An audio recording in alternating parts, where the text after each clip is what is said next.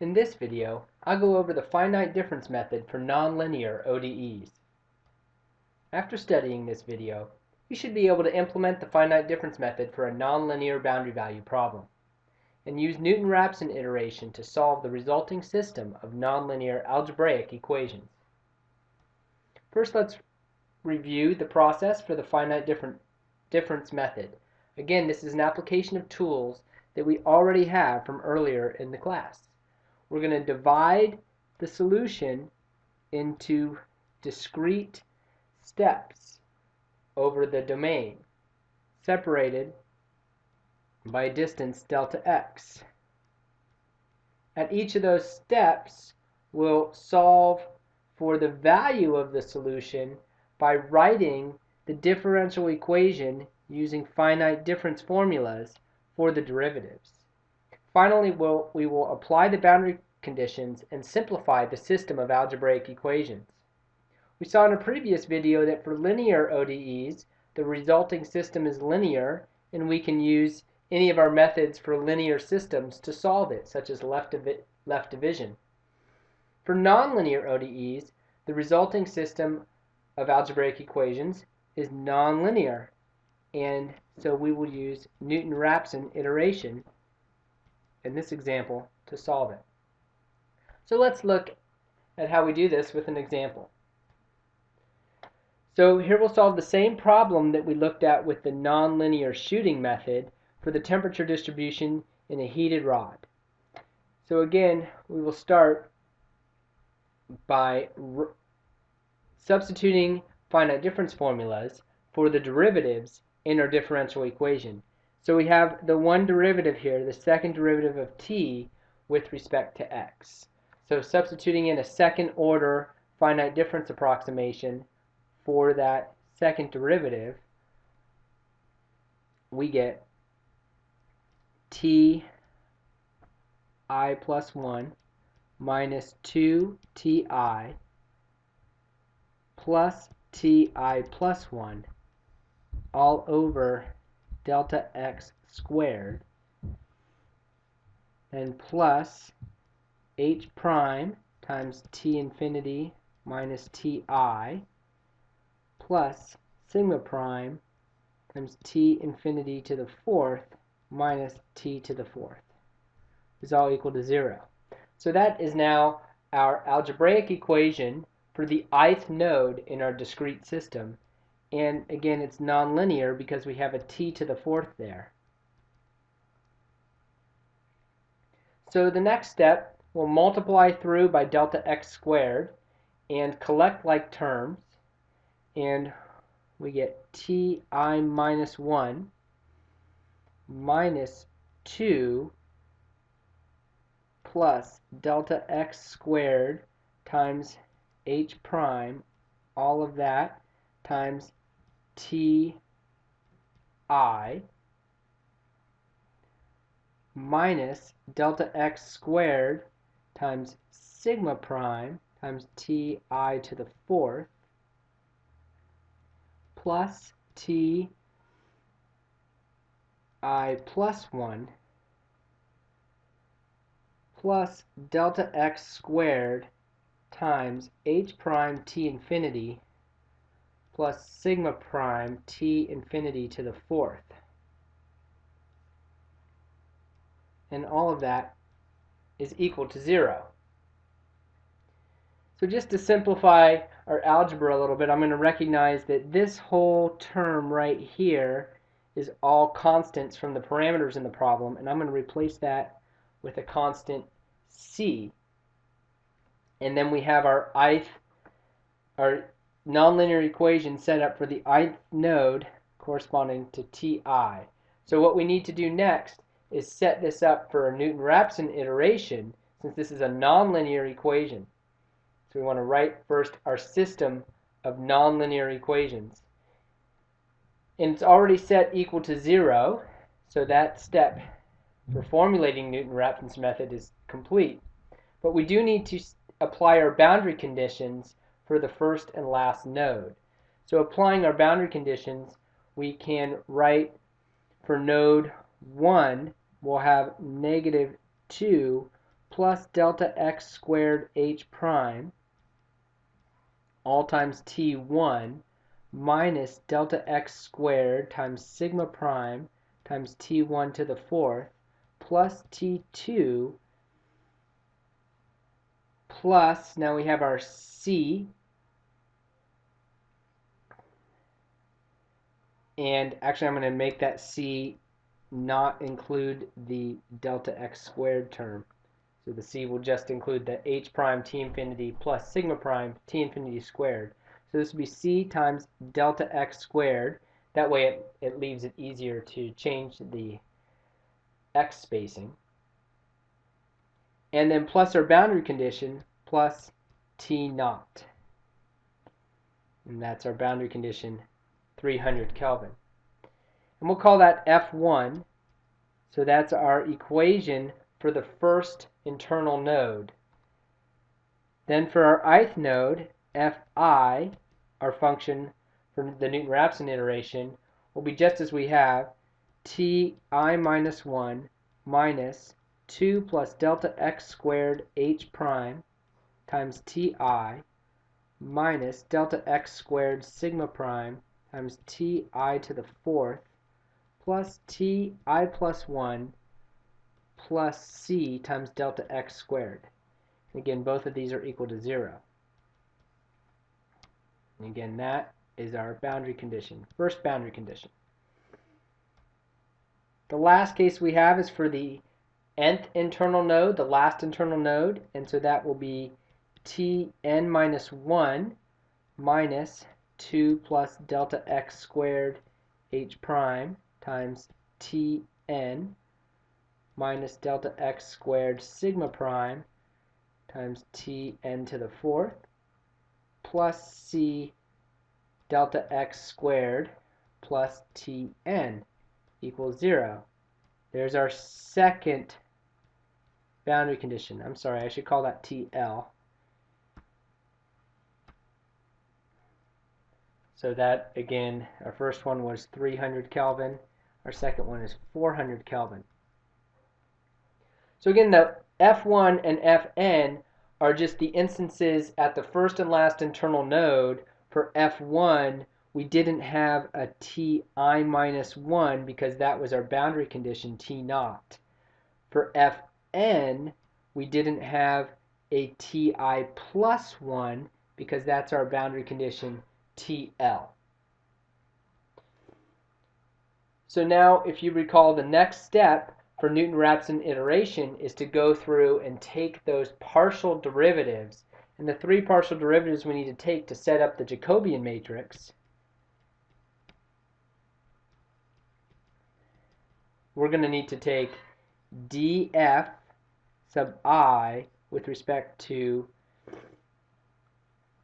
dt. If we look at any f sub I, it has a Ti minus 1, a Ti, and a Ti plus 1. So we're going to need to take the partial derivative with respect to each of those. So we have dfi dt I, we have dfi dt I minus 1, and we have dfi dt I plus 1. So let's look at taking those partial derivatives of our general fi function.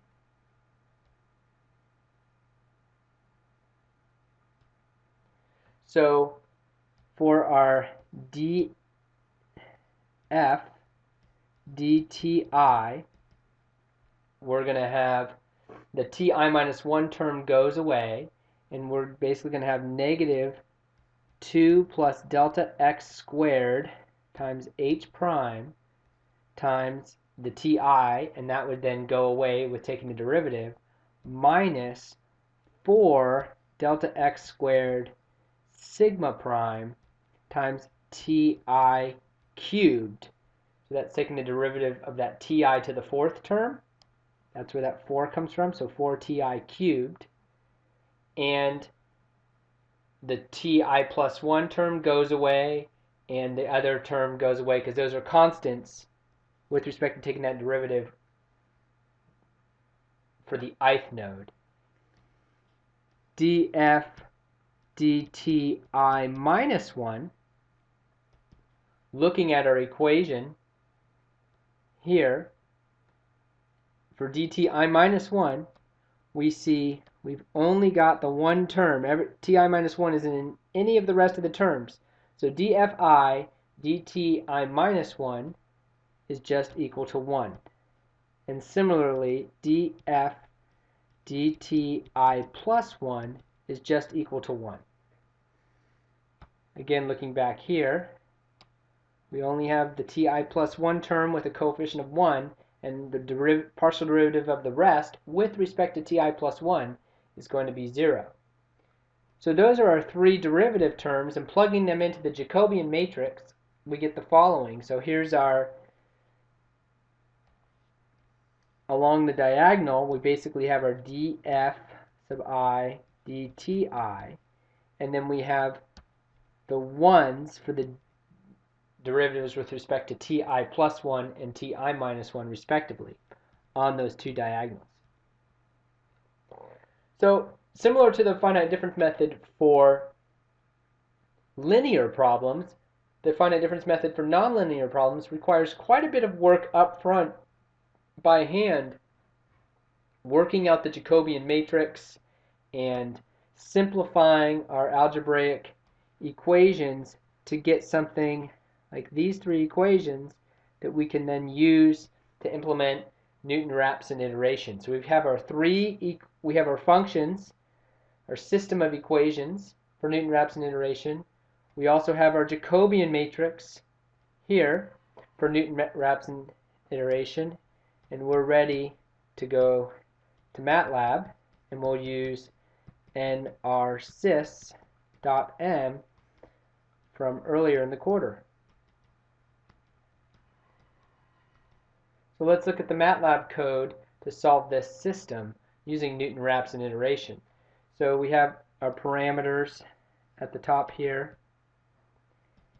and I've set this up to solve with 21 nodes. Our boundary conditions are 300 and 400. And for the initial guesses, and this is one tricky thing, recall from Newton-Raphson iteration earlier in the quarter that if your initial guesses are too far off, the method might not converge. So this can be a tricky part for nonlinear boundary value problems. In this case, what we're going to do is just assume a linear distribution. So to set up our initial guesses, we'll basically assume that we have that temperature going from 300 to 400, and for our initial guesses, we'll just assume it varies linearly. We know that's not the final result, but that's just for the initial guesses for Newton-Raphson. So we set up that linear distribution pretty easily, just using lin space, going from 300 to 400. Then we'll pull the internal nodes out of that, so the second through the n-1 nodes, and send those as our initial guesses to Newton-Raphson. And I'm using the default default maximum iterations, and then the rest of these parameters we're sending through var again to use in evaluating both our functions, which I put in an external file because it was fairly complicated, and our Jacobian matrix for that function. So again, recall for nrsys, this returns a column vector of function evaluations, and the second input returns the Jacobian matrix evaluated at the current value of t, or x, the variable that we're solving for. Lastly, we'll add our t values as we'll add the boundary conditions. onto the t-values and plot the result. So let's look at those two functions, temp function and temp Jacobian, and see what they look like. So temp function, and again, since we're using var again, the first argument, that's our current guess from Newton-Raphson for t of x. It's a vector of t values at all of our discrete x points, and it's from nr_cis. Then the rest of these are just being passed through, again with a var arg in. So we'll set up our grid again here. Here we still use that same constant c to simplify the coding, make things a little more compact. Here's our three equations for f1, f for the internal nodes, and fn, all set up as anonymous functions. So again, those are these same three equations here. Those are our function evaluations for Newton-Raphson. And then I'm setting this up. I need to evaluate those functions. I've set them up here as anonymous functions, but we need to evaluate them and return a column vector f. So to evaluate them, we'll evaluate the first function using t1, using the first two values, since the boundary condition is built in to the function definition. Then we'll do the internal nodes using tk minus 1, tk, and tk plus 1 in a for loop stepping from 2 to n minus 1. So that's the internal nodes. And finally, we'll evaluate the last internal node using the n minus 1 and nth value of ti, again, since that boundary condition is built in to the anonymous function. So that's our function that I wrote to evaluate the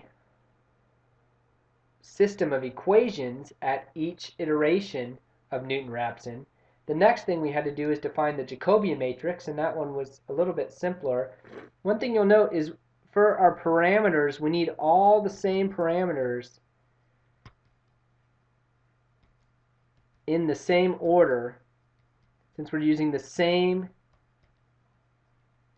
we have the same var arg in data structure to carry those parameters to these two functions. So even though in the Jacobian method we're not using t0, tl, or timp for our Jacobian matrix, we still need to have at least placeholders there to get out to these three values for sig, h, and l. So that's one place that it's common to have problems in implementing this, since we're using different parameters potentially in these two functions. We'll set up our discrete matrix or discrete set of x values again. And now the only place we have a function dependence is on the diagonal. So I've defined an anonymous function df dt diag, and that's just the -2 plus delta x squared h minus 4 times delta x squared times sigma times t cubed. So again, we're looking at that value for the diagonals, and then the rest of the matrix is zeros with ones on the off diagonals. So here we've set up the diagonal in a column. Here we've set up the off diagonals as ones in a column, and again using the sparse diagonals MATLAB built-in function to set this up. We'll put the diagonals on the 0th diagonal, or the main diagonal, in the n by n matrix. Again, n is defined by the length of our temperature vector. And put the off diagonals on the -1, so the lower diagonal, and the +1, so one up from the main diagonal, to set up that Jacobian matrix. So I'd encourage you to run this M file, make sure you understand how it's working, maybe step through it with a debugger to see how the function evaluation and the Jacobian matrix function are working, and the end result is something like this, and we see the finite difference solution pretty much on top of the shooting method and even with a relatively large delta x, so this is a delta x now of 0.5, and recall our shooting method was with ODE 45. So we have a second order accurate finite difference method with delta x equals 0.5, qualitatively giving us the same result as the shooting method with ODE 45. So they look almost the same. There's definitely some difference between the two, but for most engineering purposes, this would be close enough. And to get some idea of why we have some motivation to use the finite difference method instead of the shooting method is we can look at the computation times for these two cases. For this second order finite difference method with Newton-Raphson, the computation time is 4.2 milliseconds. We can compare that to the shooting method using ODE 45, and it takes more than 10 times longer. And recall the reason, there's two reasons for that. One, ODE 45 is a higher order method, so it requires a few more function evaluations as a result. But the main reason here,